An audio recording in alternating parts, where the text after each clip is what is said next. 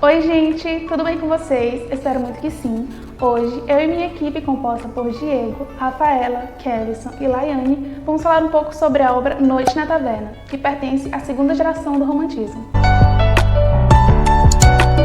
E para começarmos a falar desse livro, vamos falar um pouco sobre o autor dele, Álvares de Azevedo. Seus escritos tinham muitas referências estrangeiras, como Lord Byron, Alfred Musset, Hoffmann.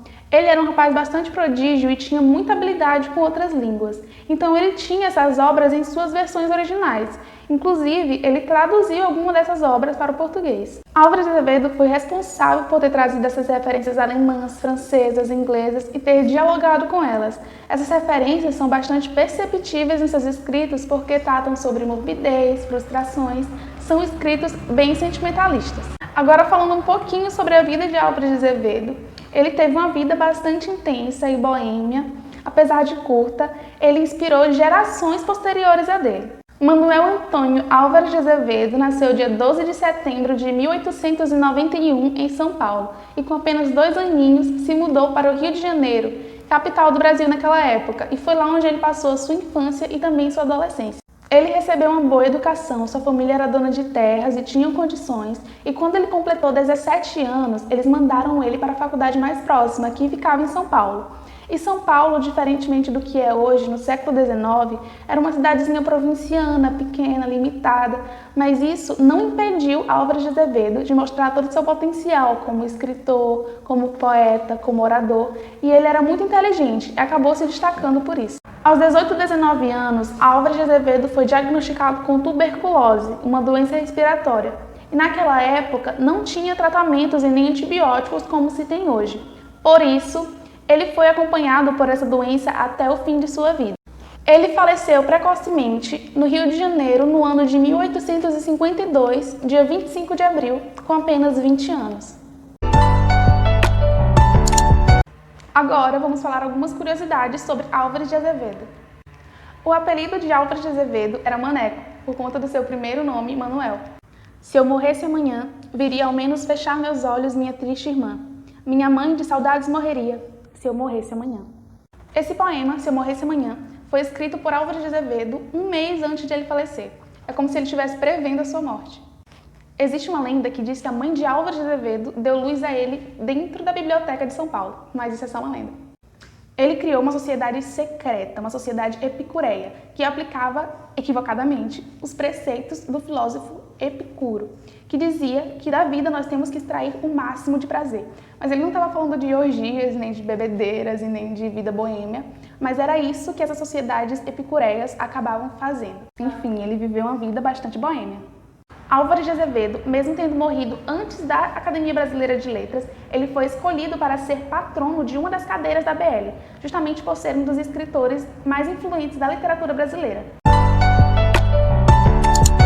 Os enredos arquitetados em Noite na Taverna são bastante típicos da segunda geração do romantismo, tida como mal do século. Cabe lembrar que Álvares de Azevedo possuía uma grande influência de um autor inglês chamado Lord Byron, que era conhecido pelo pessimismo e pela devassidão em suas poesias. Em alguns trechos da obra é possível ressaltar algumas características do ultrarromantismo, como exemplo no capítulo Bertrand, abre aspas. Um dia ela partiu, mas deixou-me os lábios ainda queimados dos seus, e o coração cheio de germen, de vícios que ela aí lançara. Partiu, mas sua lembrança ficou como o fantasma de um mau anjo perto de meu leito. Percebemos aí o sentimentalismo, firmado na tristeza e na desilusão. Em um outro momento, no capítulo de Anaro, tem-se, abre aspas, Laura, corada como uma rosa, loira como um anjo, com uma beleza virginal. Nesse momento existe a idealização da mulher através do exagero de suas características. Em um terceiro momento, no último capítulo do livro, O Último Beijo de Amor, obtém-se. Era horrível de se ver. O moço tomou o punhal, fechou os olhos, apertou-o no peito e caiu sobre ela. 2 gemidos sufocaram-se no estrondo do baque de um corpo. A lâmpada apagou-se. Constata-se aí a fuga da realidade através da morte. Dentre outras características, também percebemos o individualismo e o subjetivismo. mesmo, uma vez que são histórias contadas através de uma perspectiva individual. Olá! Álvares de Azevedo teve uma vida muito conturbada, cheia de desavenças com seu pai, pois este não acreditava no seu talento para ser escritor e poeta e queria que ele seguisse uma vida de um proeminente advogado. Álvares seguiu o sonho do pai, entrou na Universidade de Advocacia, cursou-a, mas não deu a devida atenção àquela universidade, continuou fazendo seus contos e suas poesias. Virou amante do conhaque e ficou super solitário, e fez da sua maior companheira, a solidão, a maior motivadora para escrever os seus contos e suas poesias. Álvares é um dos melhores representantes da segunda geração do romantismo, pois ele deixa bem claro nas suas obras as características como escapismo, pessimismo e uma das suas principais que ele mais gosta, o amor e morte como as principais temáticas. Um grande exemplo disso é no livro Uma Noite na Taverna, onde o personagem Bertrand está conversando com a sua amada, Angela, e ela fala o seguinte após matar o seu marido e o seu filho para ficar com ele. Abre aspas. Sou tua e tua só. Foi por ti que tive força bastante para tanto crime. Vem, fujamos, a nós o futuro. A abordagem temática da obra se envereda no extravagante e no hiperbólico e acaba permeando o absurdo e o grotesco. A narrativa apresenta 5 jovens contando sobre suas histórias de amor, paixão, violência, perversão sexual, crime e morte num clima de sonho e delírio.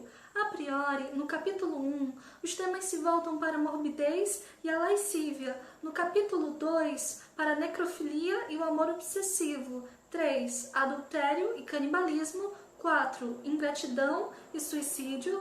5, obsessão e volúpia. 6, incesto e fratricídio. E 7, vingança. É fulcral ressaltar que existe uma intensa relação entre o amor e a morte em todos os contos. Os pais vozes enunciadas, ou personagens, que no caso são Saufierre. Saufierre, quando ele era jovem, ele era boêmio e alcoólatra. E o que mais caracterizava ele era buscar o amor da mulher. O outro era Beltrand. Beltrand ele tinha os olhos verdes e cabelo ruivo. E alcoólatra e boêmio. E a característica dele principal era mudar a forma de comportamento do jeito de amar, assim cai na sua decadência. O outro era Genaro. Por sua vez, quando era jovem, ele era pintor e ele era puro, melancólico e cínico. Mas no caso, ele não respeitava o sentimento dos outros. Claude Zerman. Claude Zerman, por sua vez, ele era rico e, assim, ele sendo rico, ele gastava todo o seu dinheiro em orgias. Mas o que mais importava para ele era ter a sua amada ao lado, que no caso ela era chamada Eleonora. O outro era Joan. Joan, ele desonra sua irmã, que é a Geórgia, e mata o seu irmão, sem saber motivo algum. E o outro é Arthur ou Arnold. Tinha aspectos de beleza bem delicadas, como no caso o seu rosto era de forma oval e faces avermelhadas. A outra era Geórgia, que no caso era irmã de Joan, e ela era pura, inocente e apaixonada. No final da história, ela se entrega a ele, pensando que era o amor da vida dele.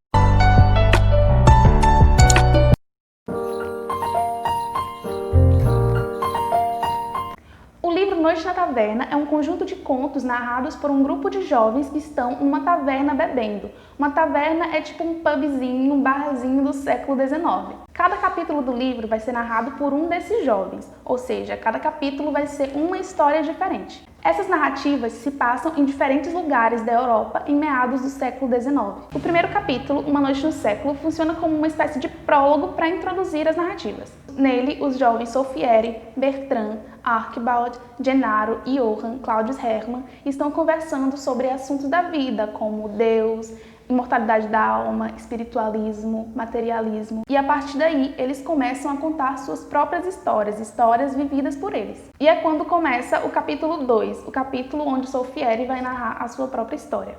Saufierre conta que em uma noite em Roma, na Itália, ele avistou uma mulher muito branca. Ele diz que a face daquela mulher era como uma estátua pálida à lua. Ele começou a seguir a mulher pela noite, numa chuva forte, e eles pararam num campo, onde ele acabou adormecendo. Quando ele acordou, ele estava no cemitério, sozinho. A mulher tinha sumido. Depois de um ano, Solfieri volta para Roma e uma noite ele bêbado, depois de sair de uma orgia, ele vai parar num templo, numa igreja, e lá ele encontra um caixão. E nesse caixão está o corpo da mulher que ele viu um ano atrás. Ele tira a moça do caixão e pratica necrofilia com ela, ou seja, ele tem relações sexuais com o cadáver dentro da igreja. Durante a relação, ela acorda, ela não estava morta, ela estava cataléptica. Catalepsia é um distúrbio quando a pessoa não consegue se movimentar devido à rigidez muscular, mas todas as suas funções vitais continuam funcionando. Quando ele percebe que ela está viva, ele a leva consigo e ela passa 2 noites com ele, tendo febre e delírio, e acaba morrendo. Quando ela morre, ele manda fazer uma estátua de cera dela e enterra o cadáver debaixo de sua cama. Ele diz que passou 1 ano dormindo sobre a sepultura daquela moça.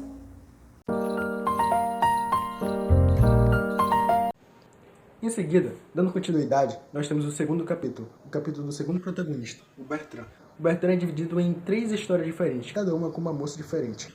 A primeira, ele está na Espanha, com a sua noiva ou namorada, Ângela.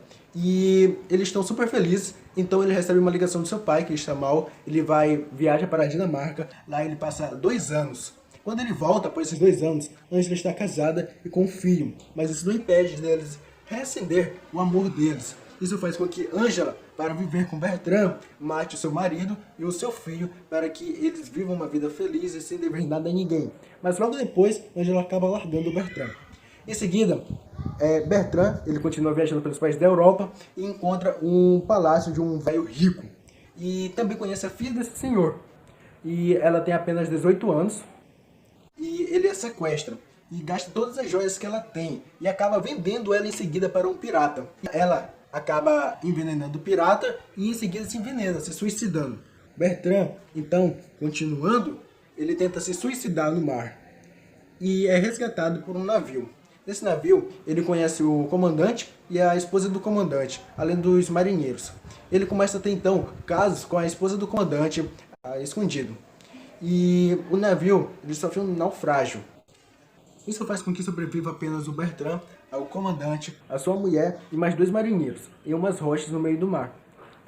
Os 2 marinheiros eles acabam morrendo de fome e o Bertrand, o marinheiro, o comandante e a sua mulher acabam se alimentando da carne desses falecidos. Mas a carne acaba e eles voltam a ter fome. O que acontece? Eles sorteiam o nome de uma pessoa dentre as 3 para servir de alimento às outras 2.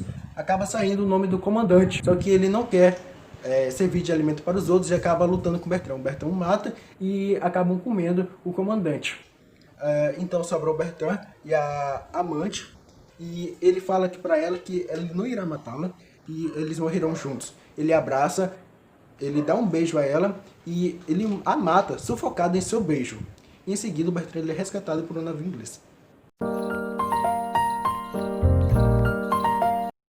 O conto de Gennaro se passa na Itália com um tempo psicológico, foco narrativo em primeira pessoa, personagem principal Gennaro, personagens secundários Laura, Náusea e Godofredo Walsh. Então, a história se inicia quando Gennaro, aos 18 anos, vai passar um tempo na casa do mestre de pintura Godofredo Walsh, que vive com sua filha Laura, de 15 anos, e sua esposa Náusea, de 20 anos. Então, desde o princípio, Gennaro se apaixona por Náusea, mas ele acaba se envolvendo amorosamente com Laura e ela engravida. Só que ele se recusa a casar com ela porque ele é apaixonado por outra pessoa. E ela entra em uma depressão, em uma profunda tristeza e acaba morrendo. A partir desse momento, o senhor Godofredo vive em um extremo luto pela filha e Náusea se torna amante de Gennaro. Em um dado tempo da narrativa, Godofredo chama Gennaro para um passeio e eles vão para uma montanha. Chegando lá, o senhor Walsh fala: "Olha, eu sei que você desonrou a minha filha e que atualmente é amante da minha mulher. Se houvesse castigo maior para sua ingratidão, eu te daria, mas não há castigo maior que a morte. Então, ou você se joga, ou eu vou te jogar." Gennaro, percebendo ali que não tinha nenhuma chance para uma luta, ele escolhe o suicídio. Só que ele não morre, ele é salvo por camponeses. E então, depois ele volta na procura de vingança. Quando ele chega na casa de Godofredo, ele vê tudo trancado, tudo escuro, e decide arrombar. Ao entrar na casa, ele sente um cheiro horrível, um cheiro repugnante. E então ele se dirige ao quarto de Náusea. Chegando lá, ele se depara com dois corpos apodrecidos e um copo de veneno entre eles. Então, Godofredo tinha condenado Genaro à morte naquele despenhadeiro, chegou em casa, envenenou a sua mulher e depois se envenenou. E é assim que termina esse trágico conto. Claude Zerman, ele era um homem muito rico. Com isso, gastava todo o seu dinheiro em jogos, que ele era muito viciado. Logo depois disso, ele é encontra a Duquesa Leonora, que foi sua primeira paixão.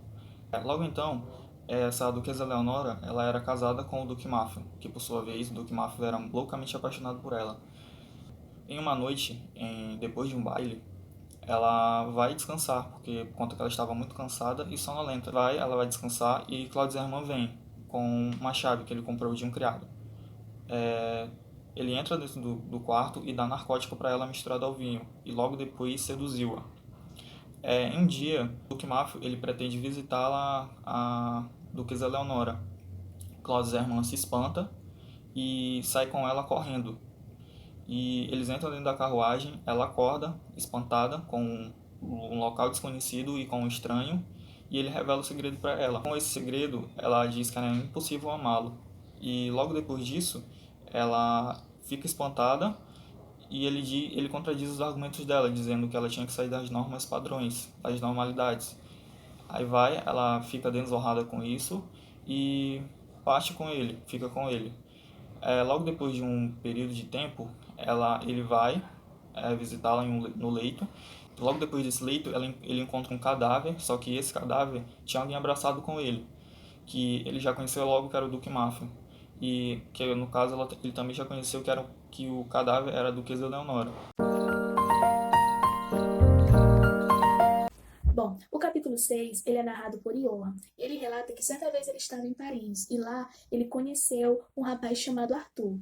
Eles tiveram uma pequena confusão em respeito a um jogo de bilhar, levando o Johann a desafiá-lo a um duelo de morte. Logo, o Arthur aceitou. Só que antes deles partirem para esse duelo, o Arthur fez um pedido para ele, se caso ele morresse nesse duelo, que ele entregasse 2 bilhetes que estavam no seu bolso. O Arthur também acaba revelando para o Johann que estava apaixonado, mostra um anel e, enfim, eles acabam duelando, né? E o Johann acaba ganhando e tirando a vida do Arthur. O Johann foi até ele, pegou os 2 bilhetes do bolso e viu que um era destinado à sua mãe e o outro era um bilhete da tal amada, onde dizia, onde continha, né, um endereço e um horário, escrito e assinado como Tua G. O Johann foi lá, tirou o anel do dedo do Arthur e foi até esse endereço, foi ao encontro da moça. Chegando lá, como estava muito escuro, a moça tocou as mãos dele e sentiu o anel. Ele não teve como reconhecer a moça, por conta de estar tudo escuro, e eles acabaram tendo uma longa noite de amor. Saindo dali, Johann, ele percebe que tem alguém seguindo ele, e essa pessoa tenta atacá-lo. Só que ele, tentando se defender, ele acaba matando o rapaz, né? Só que ele não sabia quem era a pessoa, então ele pegou uma lamparina e iluminou e viu o rosto do rapaz.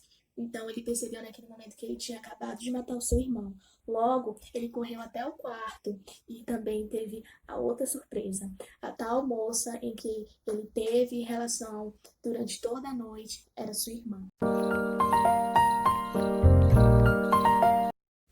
Por fim, temos o 7º e último capítulo, denominado como O Último Beijo de Amor. Ele se passa dentro da taverna, com um tempo cronológico, tendo como personagens principais a Georgia, o Johann e o Arthur, e ele é narrado em terceira pessoa, possuindo o discurso direto. E nesse capítulo, fala que ali na taverna todos já estavam muito embriagados e desmaiados, quando então entra uma moça misteriosa, procurando por rostos conhecidos, e essa moça era Georgia. Não mais Georgia a virgem, mas agora Georgia a prostituta.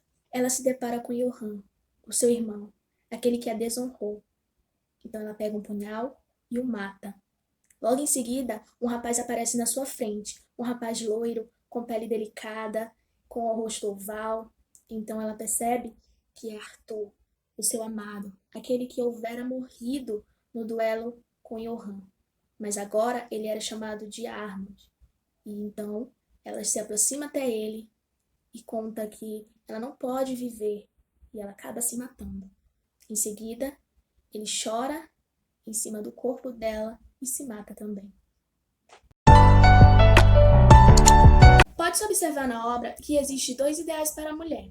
Ora, ela é idealizada como uma figura pura, ingênua e delicada. E ora, ela é degradada, como por exemplo no capítulo 6, onde Georgia tem relação sexual com seu irmão, sendo que ela não sabia que ele era seu irmão. E a partir disso, ela se torna impura e ela é obrigada a viver como prostituta pelo resto da vida. Observa-se também que a maior parte da obra é narrada por homens, onde tudo o que eles contam surge a partir da concepção deles, deixando bem claro o papel de idealizador e destacando que ali existe um domínio sobre a figura feminina. Bom, a obra Noite na Taverna, como seus problemas sociais citados, tem como os elementos principais como os problemas sociais, como a vingança, a corrupção, a morte, o adultério e a traição. Os problemas sociais abordados na obra Noite da Taverna tem como característica importante que eu achei bem interessante, que é no capítulo 5, que traz uma simetria interessante entre Claude Zerman e o Duque Mafio. Claude Zerman, ele tenta trazer o máximo de amor que é a esposa de Duque Mafio, que ela é chamada Leonora. E com isso, ele dá todo o seu amor a ela. Contudo, o Duque Mafio, ele era a esposa da Leonora. Com isso, ele descobre assim, que ela estava traindo ele com o Claude Zerman.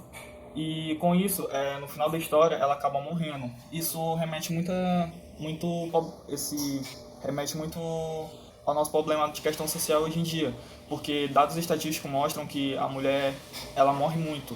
Ela tem um percentual de dados de morte, tanto verbal, física. Isso remete muito aos dias de hoje, porque esse capítulo me fez pensar muito sobre isso, que é uma questão de problema social muito interessante. Bom, os principais costumes da época presente na obra são o comportamento boêmio, que é exatamente o comportamento dos rapazes da obra. Temos também a fuga da realidade por meio do álcool, que a partir disso são gerados relatos. Temos também a idealização da mulher, onde isso é muito marcado no romantismo e no ultrarromantismo. E temos também a busca constante por casos de prostituição, que é exatamente onde eles praticavam a orgia. E isso era um dos principais costumes desses rapazes dessa época. A obra A Noite na Taverna, de Álvares de Azevedo, é uma das grandes obras literárias brasileiras, de um dos grandes nomes da literatura do Brasil, mas é também um grande acervo de cultura e história. Nele nós podemos ver as principais características do romantismo segunda geração, que é o romantismo onde as características estão mais consolidadas. Ele é um livro para pessoas que não têm um estômago fraco, porque há partes citando nele canibalismo, adultério, necrofilia e assassinato, entre outras práticas repugnantes e imorais hoje em dia. Ele é um livro com um pouco mais de 100 páginas, dá para ler no final de semana. São 7 capítulos diferentes, com 5 personagens principais. Nossa equipe super gostou dele, nós super recomendamos o livro. Bom, é isso e até mais.